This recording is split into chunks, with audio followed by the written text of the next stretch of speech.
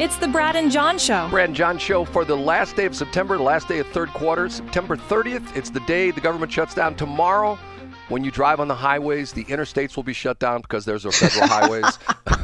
The banks will be closed because that's governed by the FDIC. Let me think what else. The airplanes won't be flying because that's run by the FAA. And you can't hear us on the radio. That's dictated by the FCC. Right. All of us stations have to go off the air.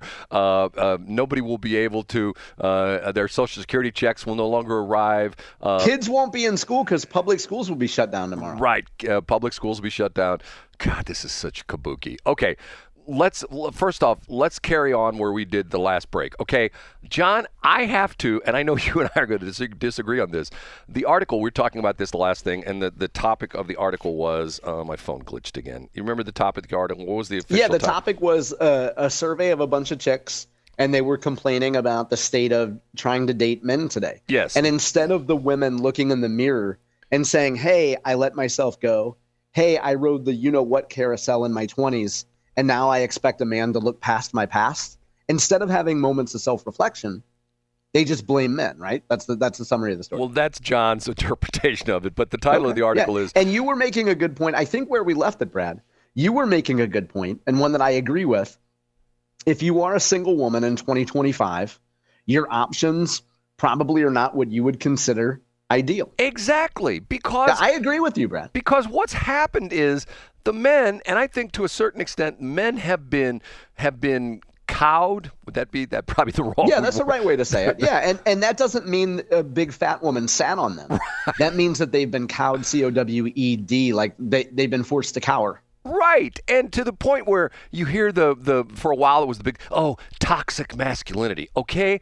The two basic sexes, genders, whatever you will call it, the men are typically the hunters, the ones who go out and club that leopard over the head and drag it back to the cave for the woman to cook, right? Isn't that how it all started out? That's a good way to put it, Brad. Matter of fact, there used to be, I don't know if you remember that there was a one-man play that toured around the country. It came into St. Louis and it was something like All You Need to Know is the Caveman or something like that. And the guy did like this hour-and-a-half comedy routine about how men and women, and if you just go back to the caveman days, you can figure out the differences between men and women, and it all makes sense. And your point is that men today are not hunters; they act more like gatherers. Yes. And I think one of the points that you'll probably get at, Brad, knowing you as I do, is that because of the independence on because of the emphasis on I'm a boss girl, I'm independent, I don't need no man. And by the way, there's a lot of good-looking white women in West County that talk like that. That's not a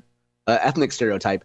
The I don't need no man crew forces women to be independent and strong, and you don't need a man for anything.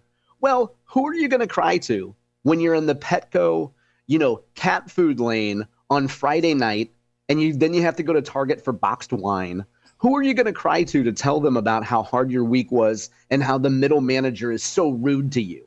Are you that independent, or can you have a little emotional vulnerability for men? See, John, you're tainting this in your direction. I am, thank you, and I'm being accurate. I appreciate that compliment, Brad.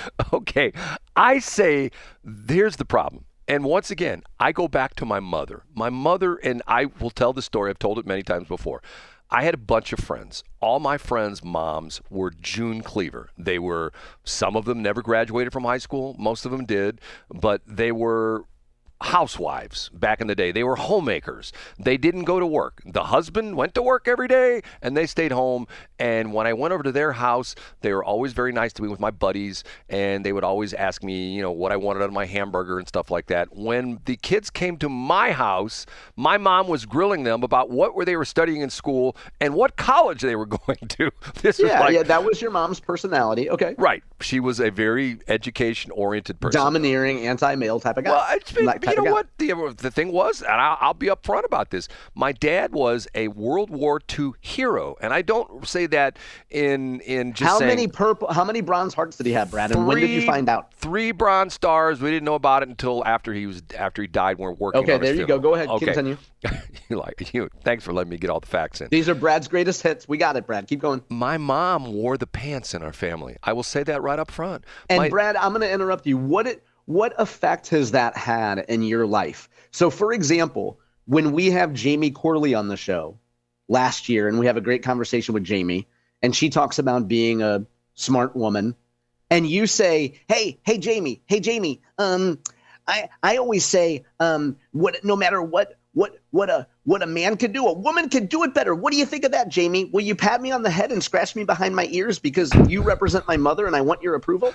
Do you think that has had any effect on you, Brad? John, I do feel that way. Whatever man can do, a woman can do better. I mean, wow. Yeah, and see, now, do you think, that gynocentric approach gets you tepid applause from women? It's not going to get them in bed with you, but it gets you tepid applause from women, and it makes you think, ooh, if I say this, women are going to love it. No, I don't, and it's not that I'm looking for any woman to say, oh my God, thanks for saying that, Brad. Okay, sure. I'm not doing that at all. I'm saying the roles have reversed. And matter of fact, on this very station yesterday, okay, Jack Armstrong told the story about he was at some event and he called a lady Mrs.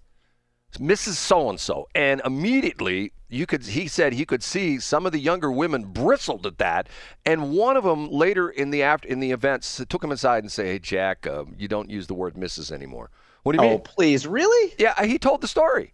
And what's interesting about this is my mom talked about who was a graduate of Washington University, just like you. And John, think about this. My mom started at Washington University, and nobody was there that was a woman. It was like an all-man school. Exactly, 45, 46 or something like that. Okay, so my mom grew up as one of these people who was outside the norm. And quite honestly, to a certain extent, I think I've lived my life like that. I'm not the normal guy. I'm way outside. You're a disruptor. Yep, you're outside of the norm. Right? I'm outside of the norm in many different ways, okay? Maybe I got that from my mom, okay?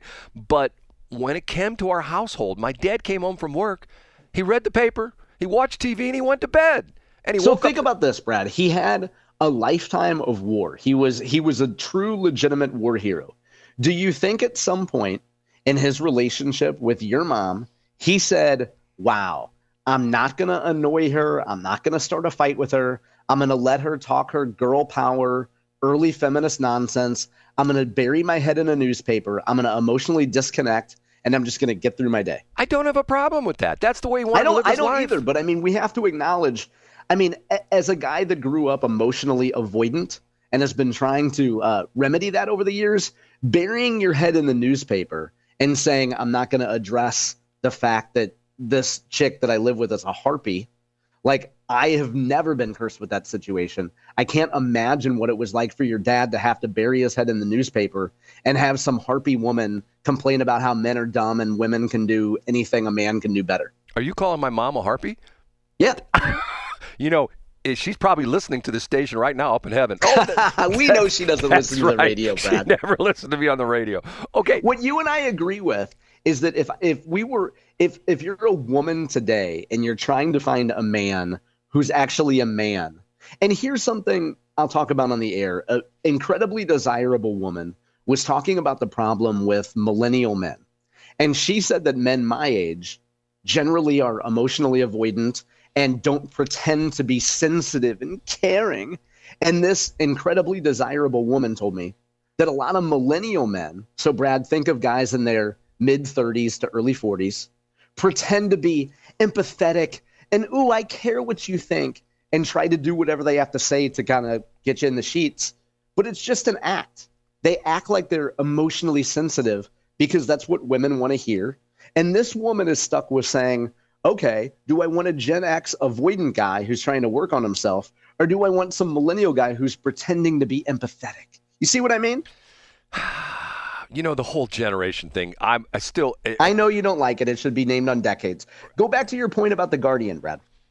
I do believe, because, look, once upon a time, the point I was trying to make about the MRS, my mom used to always talk about the women who went to school were looking for their MRS degree, which means they were going to school essentially to find a man to get married to, which is essentially what it came down to, okay?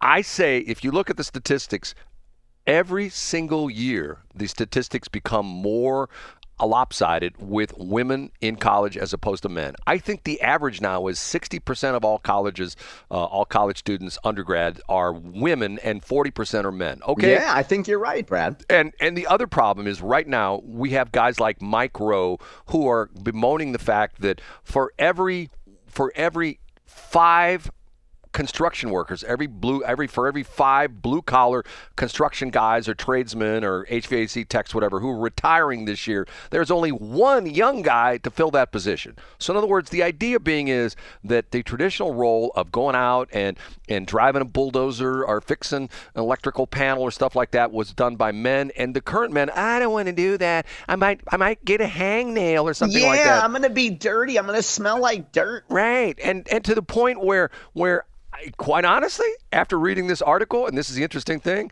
from the woman that sent it to me, I agree with her. I agree with the fact that most men are screwed up. And you know what? I'm the biggest screwed up guy in the world. I'll tell that right up front. I disagree with you, Brad, and I know that you're being sincere, but I also disagree with you, Brad. I'm a mess. And you are a man that knows who he is, and I think that is a rare thing among men in 2025. I mean that. Yes, but you know, I won't go into it. Maybe we'll start tomorrow. You know, we didn't talk about the big fight. We didn't talk about the big fight, Brad. We can talk about that. Isn't that for folks who want to do a little homework between now and then? You can go to YouTube and look up Jamestown Mall demolition ceremony, and you can see Channel 5 posted the whole thing. You can see Shalonda Webb get up on stage. Angela Mosley is introduced. You know, they talk about how she went to Grambling. They list her accomplishments, and then Shalonda gets up there and hijacks the entire thing. It was, and quite honestly, I didn't really realize what had happened until after a couple minutes. I go like, okay, hold on a minute. They introduced one woman, and another woman gets up. Yeah, it was pretty good, Brad. We can talk about that tomorrow. What a great series of arguments we had today, Brad. I'd love to stay in chat, but I got to figure out where Highway 54 is. I don't know. It's not. I love you, Brad. You're the very best. Highway 54 is not in Como. Matter of fact, the high point of Highway 54 is right there at Kingdom City, where you get off and you have all the truck stops right there. That's the high point of Highway 54 and 70. And by the way, it's one of the first sections of interstate, which is now 6 lanes. Did you know that? I did not. It's the only place in Missouri John Combest has ever gotten a speeding ticket. Okay, we have to say goodbye. Oh, hold it. There's a woman say, Brad, say goodbye. Okay, honey, I will say goodbye. I'll get myself in trouble in that one. See you tomorrow, Brad.